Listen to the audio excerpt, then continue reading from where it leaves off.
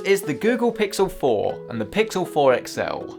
Both phones that are so good as day-to-day devices that it actually makes making this video really hard. The camera is just phenomenal. The pure Android experience, smooth and sublime, and the screen is drop dead beautiful. But a phone needs to be reliable, especially when you're paying upwards of £900.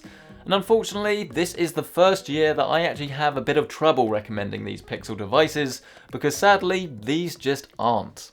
But if you're after a VPN that is reliable, why not check out our sponsor, Surfshark VPN. Surfshark is the affordable VPN service that allows you to browse privately and encrypt your data to help protect you online. With over 1,000 servers across 56 countries, your unlimited device license will let you browse almost anywhere from anywhere. Use code Centric at the link below to get 83% off your personal Surfshark plan, and even get one bonus month for free. Start surfing privately today with Surfshark VPN. In case you need a little bit of background, I've always loved the Pixel phones.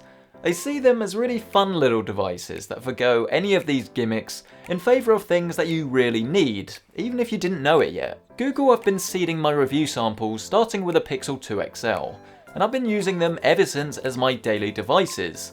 Seriously, whether it's OnePlus, Samsung, Huawei, I've just always preferred the Pixel experience and the camera. The Pixel 4 though is a perfect example of one step forward and then two steps back, as that whole ethos of no gimmicks has gone out of the window entirely, and it's careless oversight that cost this phone the glowing recommendation that it otherwise really does deserve. Let's start with the good, and actually for once with the Pixels, I'm gonna say the design. Controversial? Maybe. But while the thicker bezel top and bottom definitely does look a little bit dated, there's no notch or hole punch to ruin your video watching, and as there's no curved edge to the glass, it feels nicer in the hand and to use, and arguably a little bit less likely to smash if you drop it. The back of the phone is surely less divisive, and it's probably Pixel's greatest marketing speech, as it's bold, attractive, and really does stand out across the room, shouting, "I'm a cool new phone, come say hi." You may have noticed at this stage though that the front-facing speaker has been removed from the bottom chin, which did definitely worry me initially, but the replacement downward firers actually do a great job for media playback, so there's no problem there. I think that the Pixel team should actually be commended for producing something that's probably about as far as you can take classic without it looking boring. The most exciting part of Pixel 4 has to be with its camera system, which once again blows my mind at just what's capable on a smartphone. The clever fusing of camera hardware with Google software creates powerful images that are now better than ever. There's just something about the Pixel that it genuinely can create magic, whether it's arguably the best-in-class portrait and night modes, the ease of use, or maybe the new dual exposure sliders that can be used to get the exact look that you're after. This year we have a 16 megapixel telephoto lens joining the 12.2 standard affair, with the two working in tandem to create a really clever little AI zoom tool that does actually work wonders for faraway subjects. But I'd really love it if they added a wide-angle lens however, as while it's not an essential tool, it is the main thing that I miss when coming from other flagships, especially now Apple even have it on their 11. Video quality is also pretty good, but once again it's lacking the 60 FPS 4K video that you'll find on its key rivals, but personally I don't really care about this one bit. It's each their own, and I imagine that most people are just going to use this for Snapchat and Instagram stories anyway. My first real problem with the Pixel though comes from the addition of the new hardware that you'll find located at the top of the device. One of these is a new radar sensor, and it really does make quite a few cool things possible, but the whole system isn't worth the usability trade-off that I'm currently experiencing. The radar sensor is a low-powered system that constantly pings the front of the phone to see if you're near or if you're maybe picking up the phone, and then it enables the face unlock system for a super fast unlocking system, but one that's also very secure. And this last bit is actually very important because on Android at the moment, a lot of the face unlock systems you get just use the camera alone and it's not as secure as Apple's one, whereas Google are trying to fix this with the Pixel, which is to be commended. But then again, the irony there is that at the moment, and they are patching this in a future update, this phone will work and unlock if you have your eyes shut. So if I'm looking at the phone, you can see it's unlocked, so this is stupid. The real problem is that Android just isn't really fully built for it yet. Because you see, most banking apps will require a fingerprint rather than passwords for biometrics. And at the moment, as there's no sensor on this, then you have to just go back to bad old-fashioned passwords and codes. You can use your face for things like Google services with Google passwords, but until this is available on all of the apps that you normally use a fingerprint for, it's just really frustrating and it really does hurt usability.